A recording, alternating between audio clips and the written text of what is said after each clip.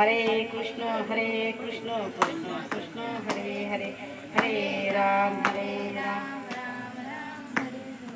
हरे कृष्ण कृष्ण कृष्ण हरे हरे, हरे राम राम राम हरे हरे, हरे कृष्ण कृष्ण कृष्ण हरे हरे, हरे राम राम राम हरे हरे, हरे कृष्ण कृष्ण कृष्ण हरे हरे,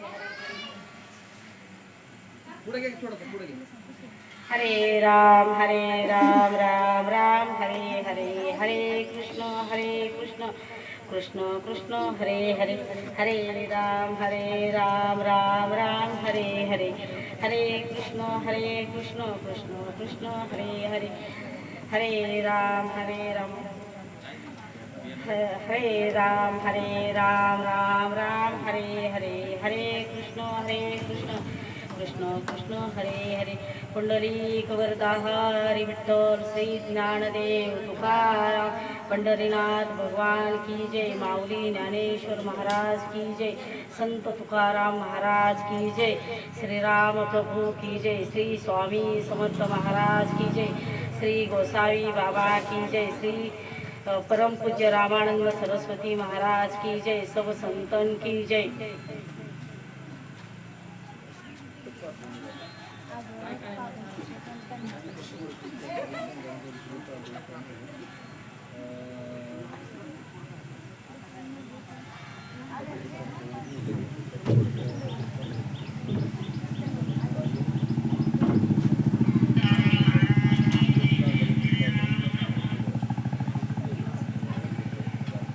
संत संगतीचे काय सांगू सुख, आपणा पारिके नाही येते. साधू थोर जाना साधू थोर जाना कलियुगी, इहलोकी तोची सर्वाभूती सम, शरीराचा भ्रम नेने कद नामा म्हणे गाय दूध एक सरे, साधू निरंतरे वर्ते तैसा. साधू थोर जाना साधू थोर जाना कलियुगी, वक्रतुंड महाकाय सूर्यकोटी समप्रभ निर्विघ्नं कुर्मे देव सर्वकार्येषु सर्वदा. वसुदेव सुतं देव कंसचाणूर्मर्दनं, देवकी परमानन्दं कृष्णं वन्दे जगद्गुरु.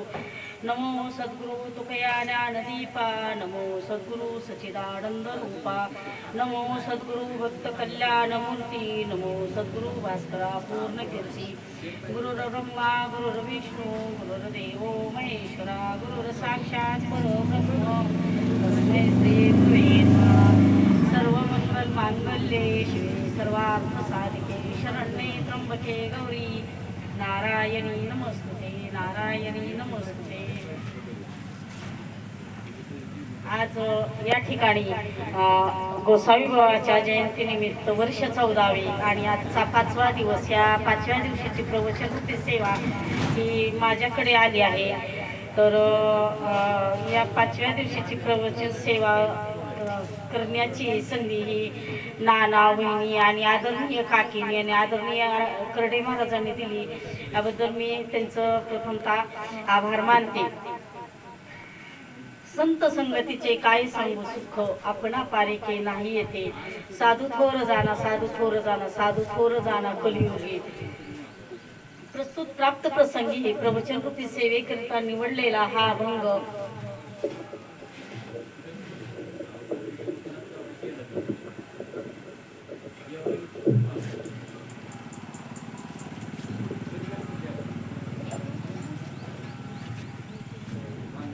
प्रस्तुत प्राप्त प्रसंगी प्रवचन रूपी सेवेकरिता निवडलेला हा अभंग संत श्रेष्ठ संत तुकाराम संत नामदेव महाराज यांचा आहे. हे नामदेव महाराज म्हणजे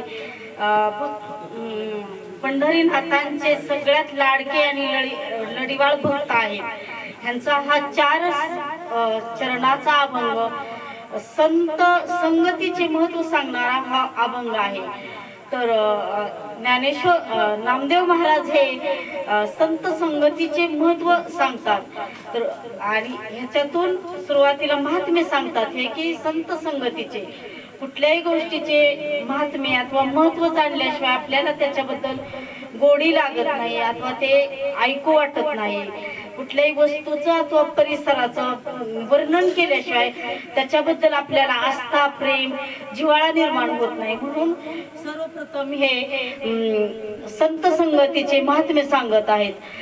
इथे भागवत कथा सप्ताह चालू आहे ना, तर ह्या सप्ताहात पण पहिल्या दिवशी काय सांगितलं जाते की भागवत महात्म्य सांगितलं जातं. तर हे महात्म्य का सांगितलं जातं? का तर ते महात्म्य ऐकलं तर ते पुढे 6 दिवस ऐकण्यासाठी आपण उत्सुक राहतो आणि त्याच्याबद्दल आपल्याला प्रेम निर्माण होते, आस्था निर्माण होते, श्रद्धा निर्माण होते. म्हणून हे पहिल्या दिवशी महात्म्य सांगितले जाते. तर हा नामदेव महाराजांचा अभंग आपण आपल्या परीने सोडवण्याचा प्रयत्न करणार आहे. तसा तर अभंग हा कधीच कुणाला सुटत नाही, पण अभंगच आपल्याला सोडवतो. तर हे प्रवचन रूपी सेवेकरता नामदेव महाराजांचा अभंग घेतले आहे. ह्याच्यात जर काही चुकलं तर मला सगळ्यांनी मोठ्या मनाने माफ करावे अशी विनंती करते. संत नामदेव महाराज कोण आहे? तर हे आपण सुरुवातीला त्यांच्याबद्दल थोडंसं पाहू. संत नामदेव महाराज हे पंढरपूर निवासी 1992 साली दामास्य देवगुणाबाई यांच्या पोटी जन्मलेले संत नामदेव महाराज हे आहेत. हे पंढरीनाथांचे सगळ्यात लाडके भक्त आहेत, सगळ्यात लढीवाळ भक्त आहेत. संत नामदेव महाराज हे लहानपणापासूनच आपल्या वडिलांबरोबर पंढरीनाथाची सेवा करत होते आणि ते पंढरीनाथाचे त्याच्यामुळे लाडके भक्त झाले. पंढरीनाथांना जीव घालण्याची फक्त ताकद नामदेव महाराजांमध्येच होते. लहानपणीचा एक प्रसंग येतो, तो आपल्याला सगळ्यांना श्रुत असेलच, तरी मी सांगते. लहानपणी जेव्हा त्यांच्या आईने गोणाबाईंनी त्यांना वडील गावाला गेले त्या निमित्ताने त्यांना सांगितले हा नैवेद्य घ्या आणि पंढरीनाथांना पांडुरंगाला दाखवून ये. तेव्हा त्या छोट्याशा वयात माहित नव्हते नैवेद्य फक्त दाखवून यायचा की खाऊ घालून यायचा. आणि मग ते ताट घेऊन छोटासा तांब्या घेऊन मंदिरात गेले नामदेव महाराज आणि देवाला सांगितलं की देव बाप्पा आता तुम्ही हे जेवून घ्या, तोपर्यंत मी इथं बसतो. पण विठ्ठल काही जेवत नाहीत. मग थोडा वेळ झाला, जास्त वेळ झाला, ते तसंच बसले पुढं. जेव्हा म्हणले पांडुरंगा तुम्ही जेवला तर मला जेवायला मिळेल, नाही तर मला जेवायला मिळणार नाही. मग शेवटी पांडुरंग जेवत नाहीत म्हटल्यानंतर नामदेव महाराज म्हणले की तुम्ही नाही जेवला तर मी आता तुमच्या समोर डोका दळून घेईल, तुम्ही जेवा. रोज तर माझ्या बाबांच्या हातून जेवता आणि आज का जेवत नाही? मग तेव्हा पांडुरंग त्या मूर्तीतून प्रकट झाले आणि त्यांच्या हातून 5-6 वर्षाच्या मुलाच्या कडून जेवले. हे फक्त नामदेव महाराजांकडूनच जेवले पांडुरंग परमात्मा. नामदेवांचं जीवन हे देवाशी अनन्य आहे, देवांना खूप जवळचं आहे. ते नामदेव महाराज कधीच देवापासून दूर गेले नाहीत.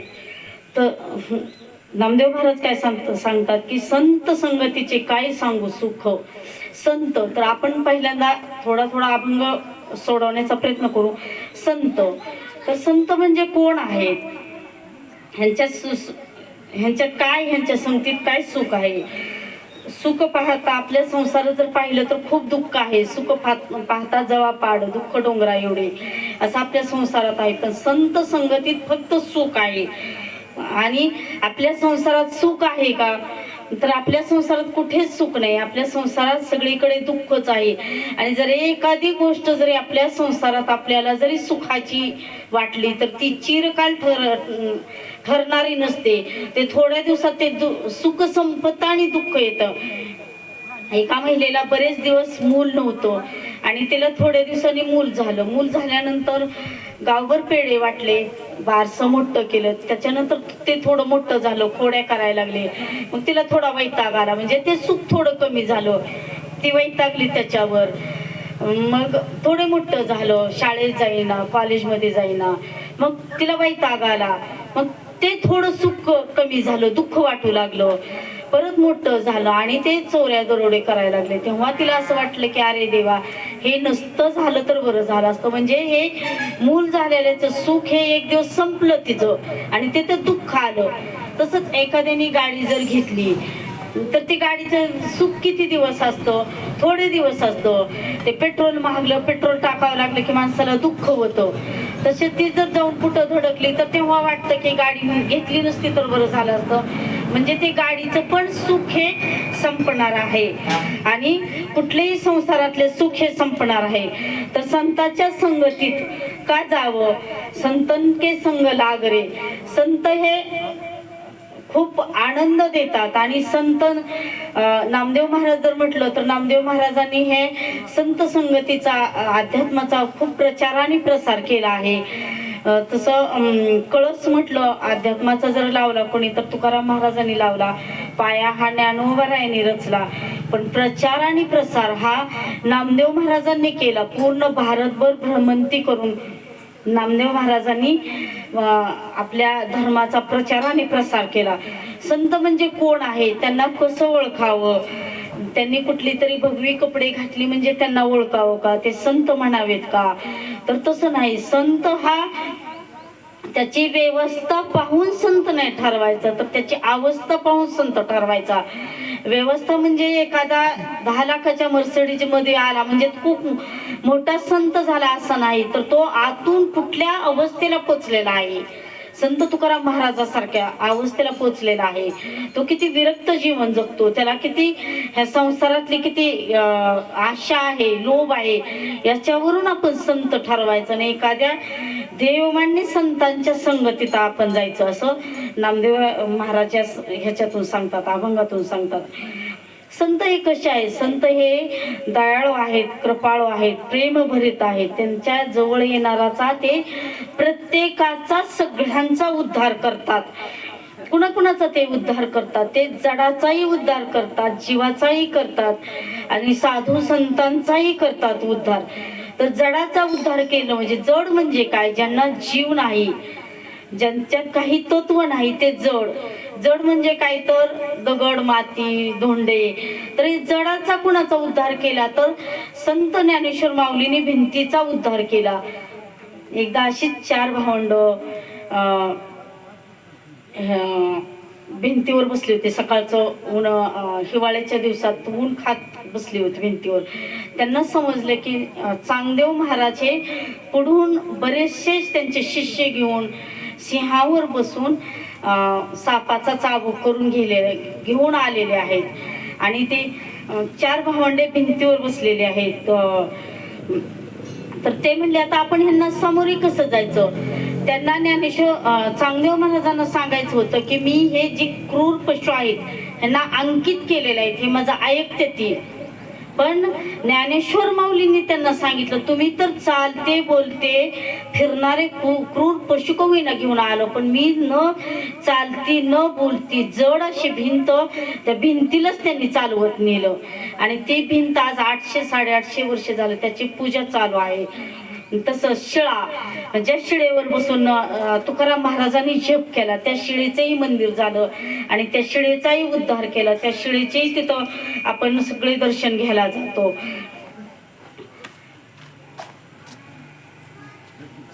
तसं जीवाचा कुणाचा उद्धार केला तर जीवाचा, म्हणून मानवाचा तर उद्धार करतातच, पण जीव हे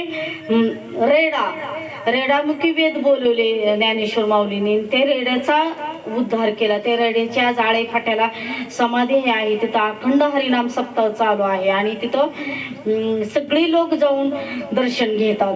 तसंच रामायणामधला एक छोटासा प्रसंग येतो की जेव्हा सेतू बांधकाम चालू होतं तेव्हा सगळे मोठमोठे वानर लोक मोठमोठे दगड नेऊन समुद्रात टाकत होते आणि ते तरत होते दगड. तर ती छोटीशी खारुताई हे सर्व दृश्य पाहते आणि झाडावरून खाली उतरते आणि ती जाती आणि मातीत लुळती आणि त्या शेतूवर जाऊन अंग झाडती. तिच्या त्या धुळीनं म्हणली माझी तेवढीच का होईना मदत तिच्या पद्धतीनं. पण ती मदत करत असताना मारुती मोठा दगड घेऊन जात असताना तिच्या शेपटीवर पाय पडतो आणि ती तडपडायला लागते, तरमळते. हे रामराय लांबून दृश्य पाहतात आणि ते जवळ जातात, खारुताईला उचलून घेतात, त्याला कुरवाळतात. खारुताई ही कुणी तुझी दशा केली हे तू मला सांग. म्हणली प्रभू ही ज्यांनी दशा केली त्यांचे मी आभार मानते, त्यांचं खरंच खूप मनापासून मी आभार मानते. का तर त्यांनी माझ्या शिपटीवर पाय दिला नसता तर तुम्ही मला भेटला नसता. तर ती पाय देणारे कोण होते तर संतच मारुतीरायने पाय दिलेला होता. मग मारुतीराय मोठे संत आहेत, मग तिला संत भेटले म्हणून तिला देव भेटला आणि तिचा उद्धार झाला. तसंच जीव आणि संताचा कोणाचा त्यांनी हे केला तर संत नामदेव महाराज. त्यांना देव भेटले होते पण त्यांना परिपूर्णता नव्हती. मग त्यांना देवानी विसोबा खेचराकडे पाठवले. विसोबा खेचर हे संत आहेत, साधू आहेत आणि त्यांना परिपूर्ण केले विसोबा खेचरांनी. आणि त्यांना मग ते परिपूर्ण झाले. अगोदर देवाजवळ होते तरी पण ते पूर्ण नव्हते, पण जेव्हा ते एका संताच्या सानिध्यात गेले तेव्हा ते परिपूर्ण झाले.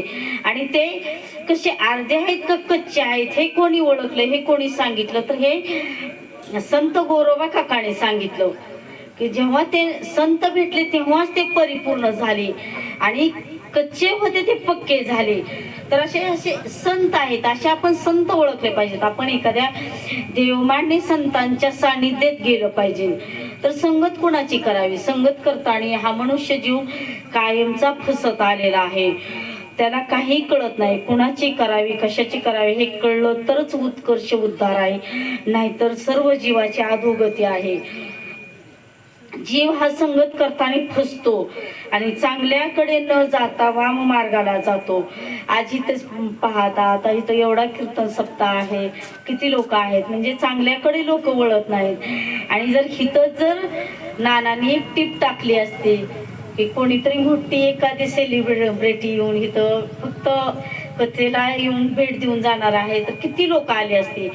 पण जीव हा चांगल्याकडे न जाता, चांगल्या संगतीत न जाता वाईट संगतीत पटकन आकर्षला जातो आणि तो वाईट संगतीत जातो. म्हणतात संगत आणि पंगत चुकू नये. पंगत चुकली तर एक वेळचं जेवण चुकल, पण संगत चुकली तर पूर्ण जन्म हा चुकतो आणि परत परत त्याच्यात आपण फसलो जातो.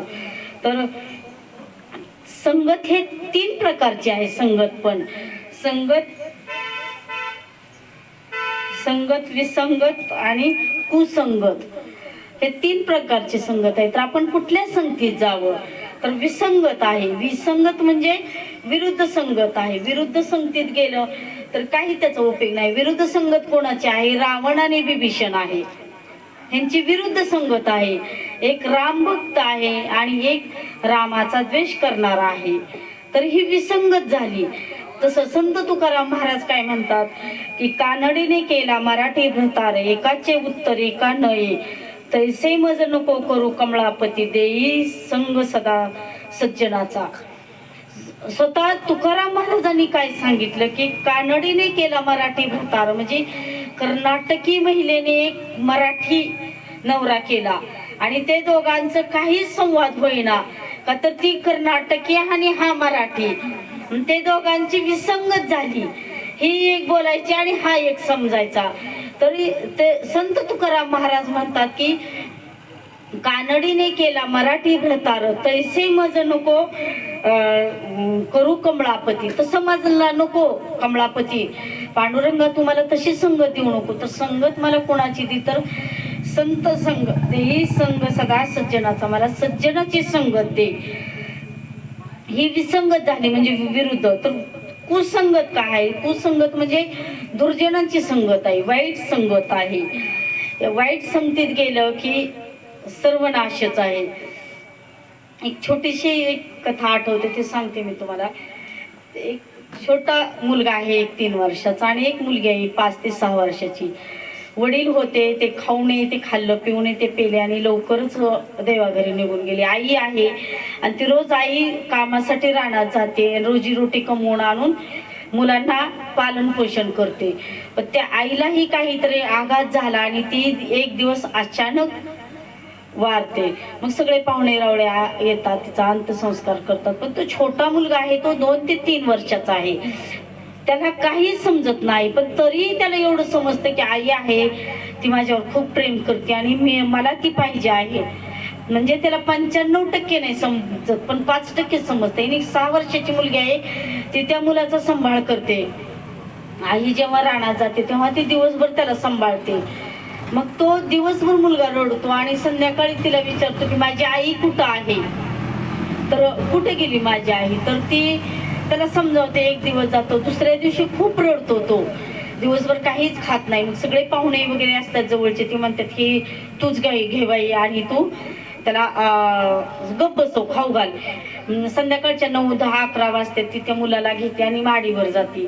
माडीवर गेल्यानंतर काय होतं, तो मुलगा म्हणतो की माझी आई कुठं आहे, मला आई पाहिजे आणि तू मला आई दे. काय येत नाही त्याला, काही समजत नाही. वारली म्हणल्या समजत नाही, देवाघरी निघून गेलेली समजत नाही. फक्त त्याला आई हवी आहे एवढं त्याला माहिती आहे. ती म्हणते अरे बाळा खा, आई गावाला गेली, आपण जाऊ. तो म्हणतो चल लगेच जाऊ आपण गावाला, आपण तिला भेटू. ती म्हणते नाही येणार आता, तू जेवण कर. नाही म्हणतो. मग ती रागवते, शेवटी बाई टाकते आणि ती काय म्हणते तू हे खा म्हणते, तर तो नाही म्हणतो. ती म्हणतो आई कुठे सांग. तर तिला अचानक संध्याकाळच्या 11 वाजलेले असतात, वर आकाशात एक चांदणी दिसते आणि ती म्हणते ते बघ तिथं आई बसली आणि ती तुला पाहते तिथून, तू जेवतोय का नाही आणि तू जेवण कर. आणि ती माझी आई आहे का म्हणून तो जेवण करतो. काही दिवस जातात आणि तो मुलगा मोठा होतो, मुलगी लग्न करून जाते. तो मुलाला मोठी नोकरी लागते, पैसा येतो भरपूर. त्याला मित्र भेटतात आणि एक दिवस मित्र त्याला पार्टी करायला घेऊन जातात. पार्टीत त्याला नको ते पाचतात आणि ते चल म्हणतात, इथं काही कार्यक्रम आहे इथं चल. तर तो म्हणतो नको, तिथं म्हणजे वाईट कर्म चालतात, तिथं नको. ते म्हणतात चल. मग त्या वाईट संगतीत गेल्यामुळं ती मुलं नको म्हणत असताना त्याला तिथपर्यंत घेऊन गेली. म्हणजे संगत तिथं वाईट घडली. तो चांगल्या मार्गाला न जाता वाईट मार्गाला गेलो. पण तो एक पायरी चढतो नकोच वाटतो, दुसरी पायरी चढतो नकोच वाटतं, तिसऱ्या पायरीवर जेव्हा चढतो आणि असं वर लक्ष जातं अचानक, तेव्हा त्याला ती चांदणी दिसते आणि त्याला असं वाटतं की नाही ती माझी आई आहे, ती मला पाहते तिथून की मी काय करतोय ते. नाही मला हे वाईट ह्याच्यात जायचं नाही, मला वाम मार्गाला जायचं नाही. तो तिथून निघून येतो. म्हणजे एक चांदणी सुद्धा बालसंस्कार केलेले ते त्याला चांगल्या मार्गावर आणते. अशी कुसंगत आहे. तर चांगली संगत आहे, तर चांगली संगत कोणाची आहे? साधू संतांची, एखाद्या देव मान्य संतांची संगत करावी, ते चांगली संगत आहे. संत कधी चुकले तर शाप देत नाहीत, ते रागावत नाहीत अथवा चिडत नाहीत. ते सतत प्रेम करतात समोरच्यावर. ते संत हे सगळ्यांचाच उद्धार करतात, जडाचाही करतात, जीवाचाही करतात आणि साधू संतांचाही उद्धार करतात. म्हणून संतांची संगत करावी. मग हे संत कसे ओळखायचे? तर हे संत हे दयाळू आहेत, कृपाळू आहेत, हे प्रेमळ तर आहेतच, पण ह्यांना राग, लोभ, मद, मत्सर विरहित हे आहेत. त्यांच्याजवळ राग नाही, लोभ नाही, मदही नाही आणि मत्सरही नाही. संत एकनाथ महाराजांच्या अंगावर येऊन हा 100 वेळा थुकला, पण ते रागावले का? ते रागावले नाहीत. त्याचा मत्सर केला का एकनाथ महाराजांनी? त्याचा मत्सरही केला नाही. म्हणजे संत हे राग, लोभ विरहित आहेत. संत तुकाराम महाराजांना काठीने मारलं मंबाजी बाबांनी, बोराटीच्या काठीने मारलं, पण त्यांना राग आला नाही त्याचा. ते संध्याकाळी त्याला कीर्तनाला त्याच्या घरी गेले बोलवायला. तसे आपण करू का? आपण 1 वर्षापूर्वी जरी काय झालेलं असलं, तो व्यक्ती जरी आपल्या समोरून चालली तर आपण त्याला बोलत नाही, तर आपण तो द्वेष घेऊन बसतो ना मनात. तसे साधू संतांच्या मनात द्वेष नाही. तर ते संत तुकाराम महाराजांच्या अंगावर उकळतं पाणी टाकलं, पण ते रागावले नाहीत आणि त्यांनी द्वेषही केला नाही त्यांचा. म्हणून संतांची संगत करावी. संत हे राग, लोभ, मत्सर, द्वेष करत नाहीत, तर ते फक्त प्रेमळ आहेत. तर संतांची ही अवस्था आणि व्यवस्था, व्यवस्थेवर संत ओळखावी, अवस्थेवर नाही. संत कसे असतात? संत जे जे भेटे भूत ते ते मानी भगवंत. संत काय म्हणतात? त्यांना जे जे भेटत, ते रेड्यालाही त्यांनी भगवंत मानलं, भिंतीलाही भगवंत मानलं आणि जीवालाही ते भगवंत मानतात आणि ते सगळ्यांचा उद्धार करतात. ते संत असतात. ते असं एक दुसरं करणारे कोणी संत नाहीत, असे संत आहेत. असं हे संत नामदेव महाराज सांगतात की असे संतांची संगत असे करा तुम्ही. एकदा काय झालं, आळंदी क्षेत्रामध्ये 3 भावंड, निवृत्ती, ज्ञानदेव, सोपान आणि मुक्ताबाई, हे 4 भावंडे.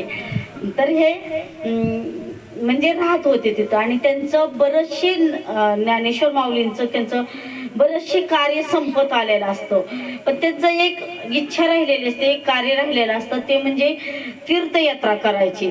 आणि त्यांच्या मनात येतं की चला मी यात्रा करून येतो, करावी. पण कुणाबरोबर करावी तीर्थयात्रा? तर तीर्थयात्रा ही एखाद्या देवमान्य संताबरोबर करावी अशी त्यांची इच्छा होती. आणि ते म्हणतात की कुणाबरोबर करावी? आता आपण मग त्यांना एक नाव आठवतं, ते म्हणजे नामदेव महाराजांचं नाव आठवतं. तर नामदेव महाराज हे पंढरपूर क्षेत्रीच राहत असतात. नामदेव महाराज हे शिंपी समाजात जन्मले होते. त्यांचा व्यवसाय हा शिंप्यांचा होता आणि ते खूप पांडुरंगाची भक्ती करत होते आणि पांडुरंगापासून ते कधीच दूर गेले नाहीत. ज्ञानेश्वर महाराजांनी चौघं भावंड आळंदी क्षेत्राहून पंढरपूर क्षेत्री असे मजल दर मजल करत करत निघाले आणि ते म्हणले की तिथं जाऊन आपण नामदेव महाराजांना सांगू की त्यांच्याबरोबर आपल्याला करायचं आहे हे यात्रा, तीर्थयात्रा. मग सगळे आले, 4 जण आले, रावळात गेले. त्यांनी पांडुरंगाचं दर्शन घेतलं, इकडं तिकडं पाहिले, त्यांना देवी तिथं दिसले नाहीत. त्यांना जे संत आहेत त्यांना देव दिसतो, मूर्तीत आहे की नाही हे त्यांना ओळखायला येतं. आणि मग ते म्हणतात इकडं तिकडं बघतात की कुठं आहे देव. तर ते चला म्हणले आपण वाळवंटात जाऊ. कोणीच त्यांना दिसणं तिथं. मग ते असं 4 जण वाळवंटात गेले. तर तिथं वाळवंटामध्ये कीर्तन चालू होतं आणि तिथं कीर्तन चालू होतं. ते कीर्तनामध्ये नामदेव महाराजांचं कीर्तन चालू होतं आणि त्या कीर्तनामध्ये खूप ती कीर्तन रंगानं आलेलं होतं. नामदेव कीर्तन करी पुढे नाचे पांडुरंग. नामदेव कीर्तन करत होते, गोरोबा काका होते, संत कबीर होते, तिथं जनाबाई होते आणि त्यांचं कीर्तन चालू होतं. जनाबाई त्यांना जेव्हा ज्ञानेश्वर महाराजांना माऊलींना पाहते तेव्हा जनाबाई म्हणते, जनी म्हणे बोला ज्ञानोबा बोला, अभंग बोला. जनी म्हणते ज्ञानेश्वर महाराज तुम्ही आले तर बोला, आता अभंग बोला. म्हणजे ज्ञानेश्वर महाराज हे चांगले गाणारे होते. मग ज्ञानेश्वर महाराज गाणारे, नामदेव महाराज कीर्तन करणारे आणि साथ देणारे गोरोबा काका, कबीर महाराज. तर ते कीर्तन खूप रंगाला आले आणि नामदेव कीर्तन करी पुढे नाचे पांडुरंग, नाचता नाचता गळला पितांबर. मग देवाचा तिथं पितांबरी गळला. तेव्हा संत कबीर म्हणतात की देवा आवरा स्वतःला की पितांबर गळला तुमचा. आणि ते कीर्तन झालं. मग कीर्तन झाल्यानंतर मग सगळे गेले जिकडं तिकडं. मग ज्ञानेश्वर माऊली म्हणतात की नामदेव महाराज मला तुमच्याबरोबर यात्रा करायची. तर नामदेव महाराज म्हणतात की नाही नाही मी नाही येऊ शकत, देवाला माझ्याशिवाय करमत नाही आणि मी येऊ शकत नाही. खरं तर नामदेव महाराजांनाच देवाशिवाय करमत नव्हतं आणि ते देवाला सोडून त्यांची इच्छा नव्हती लांब कुठे जाण्याची. तर ते म्हणले नाही नाही तुम्ही देवाला विचारा आणि बघा. म्हणले मी नाही, तुम्ही जावा आणि तीर्थयात्रा करून या. तर माऊली म्हणतात की ज्ञानोबा माऊली म्हणतात की चला नामदेव महाराज की आपण देवाला विचारायला जाऊ. तर नामदेव महाराज आणि ज्ञानेश्वर माऊली ते सगळे असे वाळवंटातून मंदिरात येतात. ज्ञानेश्वर माऊली पुढं चालतात, मागं नामदेव चालतात आणि येतात रावळात. मग देवाच्या समोर ज्ञानेश्वर महाराज उभे राहतात, मागं नामदेव महाराज उभे राहतात.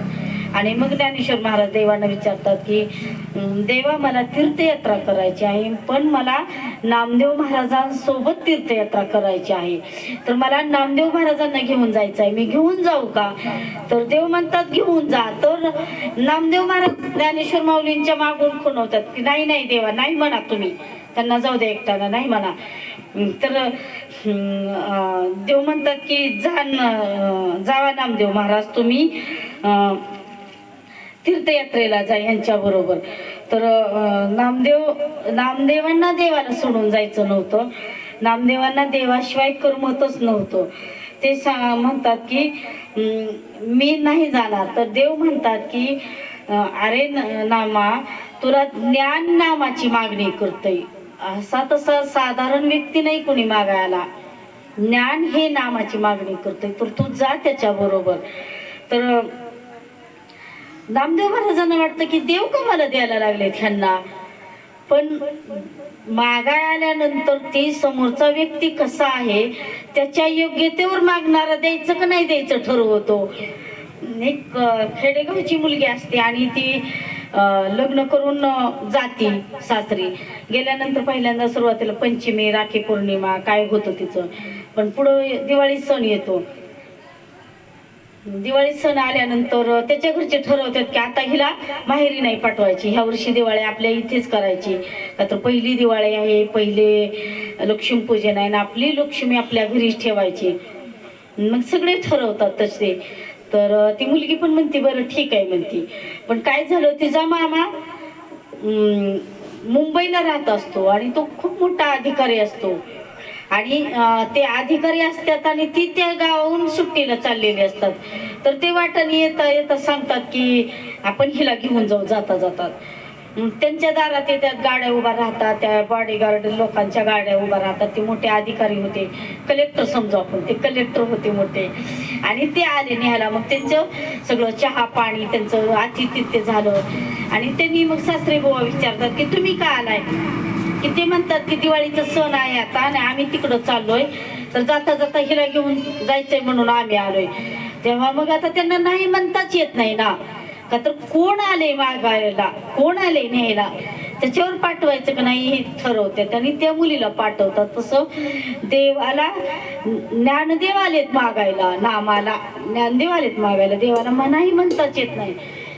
मग देव म्हणतात की नाही नामदेव महाराज जावा तुम्ही.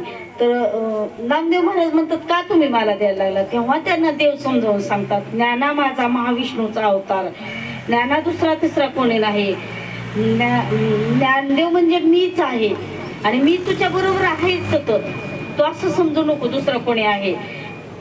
मग ते 4 भावंड नामदेव महाराज, कबीर, गोरोबा काका सगळे यात्रा करायला जातात. मग यात्रा करत करत करत ते असंच एका जंगलात जातात आणि एका विहिरीला पाणी असतं पण खूप खाली तळाशी गेलेलं असतं, सगळ्यांना खूप ताण लागलेली असते. तेव्हा नामदेव महाराज सांगतात की ज्ञानदेवा तुम्ही पाणी काढा. तेव्हा ज्ञानेश्वर माऊलीनं थोडासा अहंकार झालेला असतो आणि मग अहंकार झाल्यानंतर ते म्हणतात की नाही मी नाही काढणार पाणी मी, आणि ज्ञानेश्वर माऊली सूक्ष्म रूप घेतात आणि खाली जाऊन पाणी पिऊन येतात.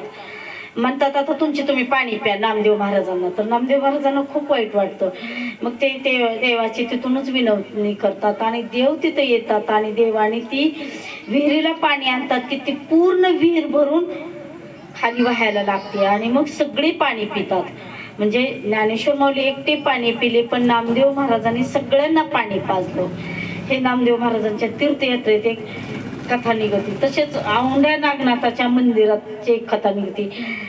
तिथं जेव्हा औंढ्या नागनाथाला नामदेव महाराज गेले आणि तिथं कीर्तन चालू होतं त्यांचं, ते देवाच्या मंदिराच्या समोर कीर्तन चालू होतं. पण तिथं जे ब्राह्मण लोक वृंद आहेत ते म्हणतात की तुम्ही इथं कीर्तन करू नका, आम्हाला जायला यायला अडचण होती, तुम्ही पाठीमागे जाऊन कीर्तन करा. मग नामदेव महाराजांना खूप वाईट वाटतं, अरे मी पण देवाचंच करतोय ना, मी देवाचंच नामचिंतन करतोय ना, मी देवाच्या नामाचा प्रचार आणि प्रसार करतोय, तरी मला का असं. नामदेव महाराज जाऊन पाठीमागं कीर्तन करतात. पण तिथं असा चमत्कार घडतो, असं आश्चर्य घडतं की ते औंढ्या नागनाथाचं मंदिरच फिरतं आणि त्याच्या बाजूला देवाच्या मंदिराचं तोंड होतं, मागच्या बाजूला नंदी मागच राहतो. आजही त्या औंढ्या नागनाथाच्या मंदिरात नंदी पाठीमाग आहे आणि मंदिरचं तोंड एका बाजूला आहे आणि नंदी पाठीमाग आहे. नामदेव महाराजांच्या तीर्थयात्रेतला झालेला हा एक चमत्कार आहे. तसेच नामदेव महाराज हे संत यात्रा करत करत काशी, मथुरा, वृंदावन हे तीर्थक्षेत्राची यात्रा करत करत नामदेव महाराज हे पंजाबमध्ये जातात आणि पंजाबमध्ये गेल्यानंतर ते पंजाबमध्ये गुमान ह्या शहरामध्ये तिथं नामदेव महाराज रमतात. तिथं त्यांना चांगलं वाटतं आणि तिथं त्यांना बरेचसे शिष्य भेटतात त्यांना. पण त्या गुमानमध्ये जेव्हा त्यांची तीर्थयात्रा संपत्ती, जेव्हा नामदेव महाराजांनी समाधी घेतात, तेव्हा ज्ञानेश्वर माऊली समाधी घेतात, तेव्हा नामदेव महाराज खूप विषण्ण होतात, खूप दुःखी होतात, त्यांना कुठंच मन लागत नाही. मग त्या पंजाब शहरात, पंजाब राज्यात ते गुमानमध्ये जाऊन 36 वर्ष राहिले असं सांगितलं जातं. आणि तिथून ते परत आल्यानंतर पंढरपूरला येऊन ते समाधीच घेतात. जेव्हा एखादी जवळची व्यक्ती जाते तेव्हा तो माणूस खूप विषण्ण होतो, खूप दुःखी होतो आणि त्याला कुठंच मन लागत नाही, त्याला काहीच हे होत नाही. तसं नामदेव महाराजांचं पण झालं होतं. तीर्थयात्रा, अशी तीर्थयात्रा करून सगळे लोक जेव्हा परत येतात, मग ज्ञानेश्वर माऊली ही निवृत्ती, ज्ञानदेव सोपान, मुक्ताबाई चौघ जण मग पांडुरंगाला ज्ञानेश्वर माऊली सांगतात की तुमचा नामाला मी सुखरूप परत आणलं. त्यांच्या हवाली करतात आणि ज्ञानेश्वर माऊली म्हणतात की मी आता आळंदीला जातो. ज्ञानेश्वर माऊली आळंदीला जातात आणि नामदेव महाराजांचं माऊंद्याचं जेवण हे स्वतः देव देतात. सगळ्या साधू संतांना, भक्तांना ते स्वतः जेवण देतात, ते स्वतः तिथं वाढण्याचं काम करतात आणि ते यात्रेचं पूर्ण श्रेय, पूर्णत्व तिथं पूर्ण होतं.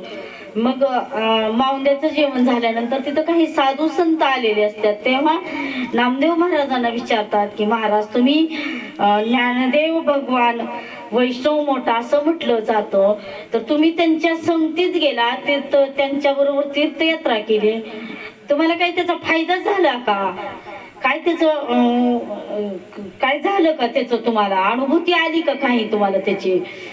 तर नामदेव महाराज म्हणतात, तेव्हा तिथं नामदेव महाराज म्हणतात, संत संगतीचे काय सांगू सुख, आपण पारिके नाही येते. तुम्हाला काय सांगायचे म्हणले सुख? संतांच्या संगतीत मी इतके दिवस होतो, काय सांगायचं सुख? त्यांच्याजवळ आपला आणि परकेपणा आहे का? आपला आणि परकेपणा नाही. तर तेव्हा ते साधू विचारतात त्यांना, त्यांचे जे मित्र असतात, पाहुणे वगैरे असतात, ते विचारतात की शास्त्र असं सांगतं की धरू जाता संग तर होय बाधा. जर संग धरला तर बाधा होती म्हणतात. तर नामदेव महाराज म्हणतात, हो बरोबर आहे, शास्त्र सांगतं ते बरोबर आहे, आपण चुकीचा अर्थ धरतो का? तर धरू जाता संग, पण संग जर संतांचा धरला तर बाधा नाही, तर तिथं आपला उद्धार होतो. तिथं अधोगती होत नाही, तर उद्धार होतो तिथं. असे संत नामदेव त्या संतांना सांगतात, जिथे विवेक आहे तिथे सुख आहे, जिथे परकेपणा आणि हेळसांड अजिबात नाही, तिथे फक्त प्रेम आहे. म्हणजे आपण पारिके नाही. तिथं नामदेव महाराज म्हणतात की आपला आणि परक त्यांच्या जवळ नाहीच, तिथे हेळसांड नाही त्यांच्याजवळ आपला आणि परक नाही, तिथे फक्त प्रेमच आहे. तर दुसऱ्या चरणात म्हणतात, साधू थोर जाना. नामदेव महाराज सांगतात की दुसऱ्या चरणात, साधू थोर जाना, साधू थोर जाना, साधू थोर जाना या कलियुगी. ह्या कलियुगात कोण मोठा आहे? तर फक्त साधू मोठा आहे, बाकीचं कोणच नाही. देवापेक्षाही साधू मोठा आहे. बरं, का साधू मोठा आहे? साधू हा समजण्यापेक्षाही मोठा आहे. साधू हा स्वर्गातल्या देवापेक्षाही थोर आहे आणि साधू हा भगवंतापेक्षाही मोठा आहे. म्हणून साधू थोर जाणार. साधू हा धनाने, मनाने, गुणाने, विवेकाने मोठा आहे असे म्हटले आहे. म्हणून 3 वेळा नामदेव महाराज म्हणतात की साधू थोर जाणार, साधू थोर जाणार, साधू थोर जाणार कलियुगी. या कलियुगात कोण मोठा आहे? तर फक्त साधू मोठा आहे, बाकीचं कोणी मोठं नाही. साधू का मोठा आहे? साधू हा इंद्राला ही शाप देऊ शकतो. दुर्वास ऋषीने इंद्राला शाप दिला, तर मग साधू मोठाच आहे नाही देवापेक्षाही.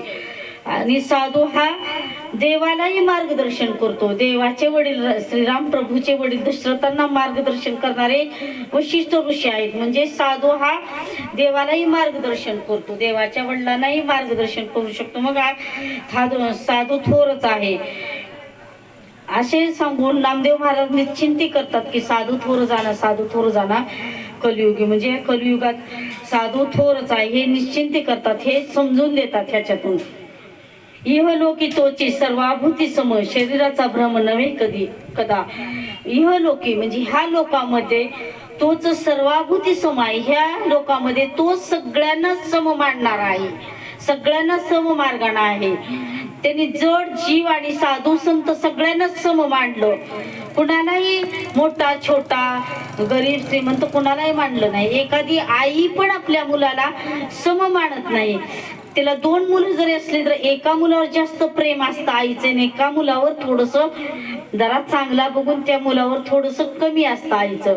आणि जरा एखाद्याची परिस्थिती थोडीशी जरा नाजूक असेल तर त्या मुलावर आईचंही प्रेम म्हणजे सम नाही, वेगळं वेगळं आहे. पण साधूंचं प्रेम हा हे इहलोकितोची सर्वाभूती सम, सर्वाभूतावर सम प्रेम करणारा हा साधू आहे. शरीराचा भ्रम नव्हे कदा. त्यांच्याजवळ ह्या शरीराचा भ्रम राहिला नाही. आपल्याजवळ शरीराचा भ्रम आहे. आपण म्हणतो मी आहे, माझं आहे, शरीर माझं आहे. पण हे शरीर माझं आहे का, आपलं आहे का? नाहीये. हे पंचमहाभूतातून हे शरीर निर्माण झालेलं आहे. जेव्हा सगळं आपलं संपतं, आत्मा निघून जातो, तेव्हा हे शरीर हे पंचमहाभूतातच विलीन होतं. आपण हे भ्रम करतो की शरीर माझं आहे. हे साधू संतांजवळ भ्रम नाही, त्यांचा भ्रम निघून गेलेला आहे.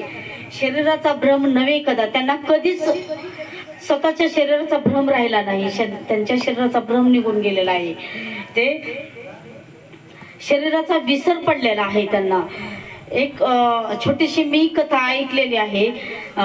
चिंचगाव टेकडीवरचे परमपूज्य रामानंद सरस्वती महाराज यांचं मागच्या 2 वर्षापूर्वी ते देवलोकात निघून गेले.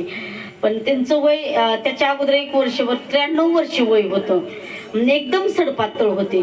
त्यांना काही त्रास व्हायला लागला म्हणून त्यांच्या शिष्य लोकांनी कुर्डवाडीवरून पुण्याला घेऊन गेले. तेव्हा त्यांचे एक छोटेच ऑपरेशन करायचं होतं. तर तेव्हा विचारलं गेलं की म्हणजे डॉक्टर लोक सगळे चिंतेत पडले. यांचं वजन कमी आहे, सडपातळ शरीरयष्टी आहे आणि यांना भूल कशी द्यायची, यांना जर काय झालं तर. मग ते त्यांना जाऊन विचारतात. तर तेव्हा त्यांनी विचारलं की तुम्हाला भूल देण्यासाठी शरीर हे निष्क्रिय झालेलं, बद्ध झालेलं किती वेळ पाहिजे? तर त्यांनी सांगितलं एक 8 ते 9 मिनिटं खूप झाले, पण आम्ही 15 मिनिटं धरून चालतो.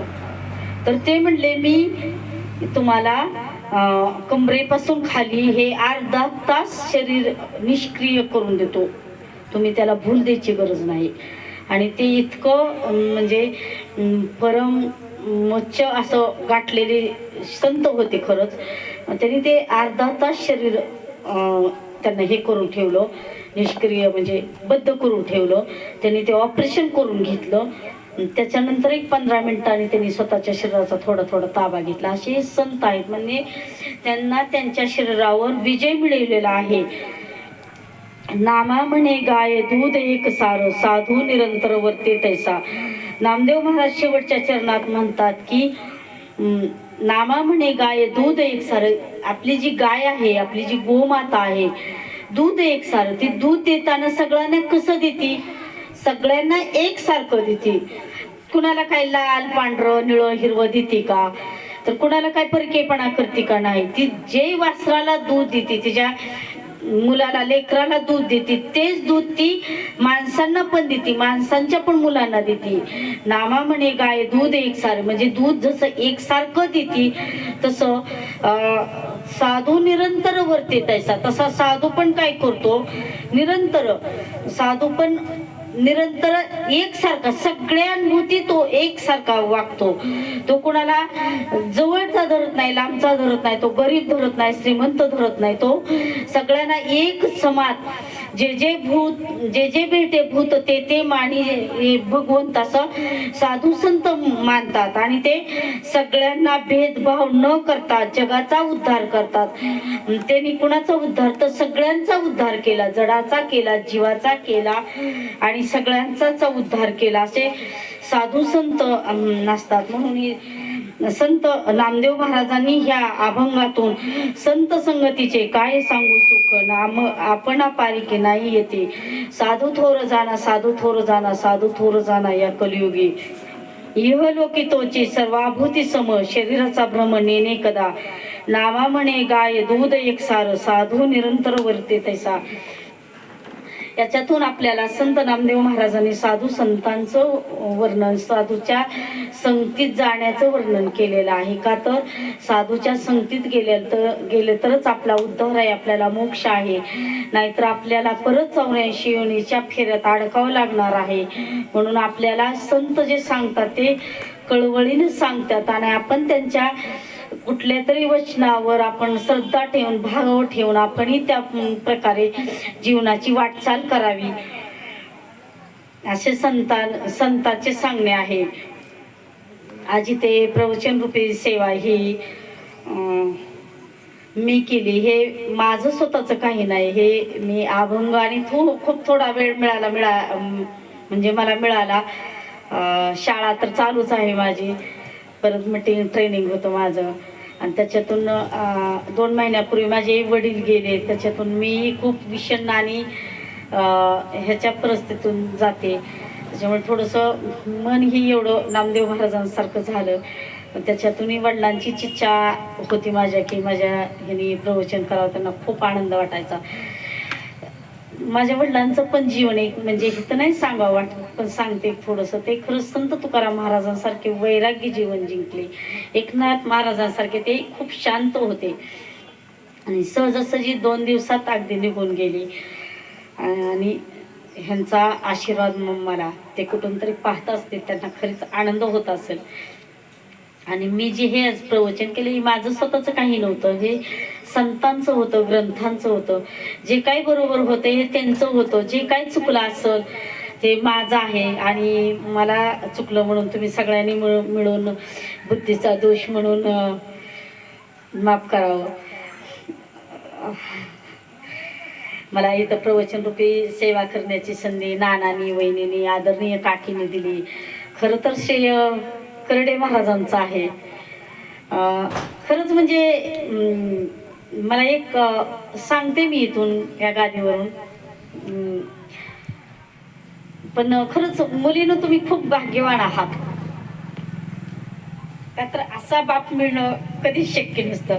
आणि एक साधू संतच बाप आहे हे तर खूपच मोठं भाग्य आहे.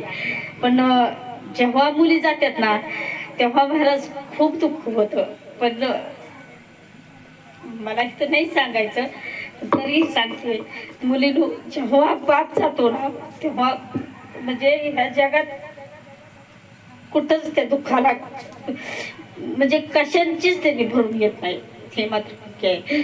पण तुम्ही खरंच खूप भाग्यवान आहात. तुम्हाला असले इतकं संतचे पप्पा मिळाले. तुम्ही तुमच्या जीवनाचं खरंच पुढं कल्याण आहे आणि करणारी आहेत. करडे महाराजांचं खूप महान कार्य आहे. खरंच महाराज तुम्ही खरंच म्हणजे खूप भाग्यवान आहात. एवढ्या मुली तुमच्या आज मुली आहात. जेव्हा खरं एक माणूस जातो ना तेव्हा मुलगा खरंच रडत नाही आणि त्याला खरंच दुःख होत नाही. दुःख होते फक्त मुलीला होतं. खरंच मी सांगते माझ्या अनुभवावरून. तर मी समजते तर तुम्ही भाग्यवान आहात आणि करडे महाराजांनी भाग्यवान आहात. करडे महाराजांनी मला इथं खरंच, मी जर इथं बसत असेल तर हे फक्त करडे महाराजांचं श्रेय आहे. त्यांचंच मला मार्गदर्शन पण आहे. त्यांची खूप माझ्यावर कृपा आहे. त्यांना मी म्हणजे माझे तर गुरुच मानते. नानांनी मला 3ऱ्या वर्षी संधी दिली त्याबद्दल नानांचे, वहिनींचे, काकींचे खूप खूप आभार. आपणही चांगला अभ्यास करावा. ह्याचाही अभ्यास तुमचा चालूच आहे. ह्याचाही म्हणजे जो अध्यात्माचा आहे होय हाही अभ्यास करावा. म्हणूनच मी सांगितलं तुम्हाला खूप भाग्यवान आहात तुम्ही दोन्ही शिकता. आणि एवढे बोलून मी माझं प्रवचन रूपी सेवेला इथे स्वल्पविराम देते. तुकाराम तुकाराम.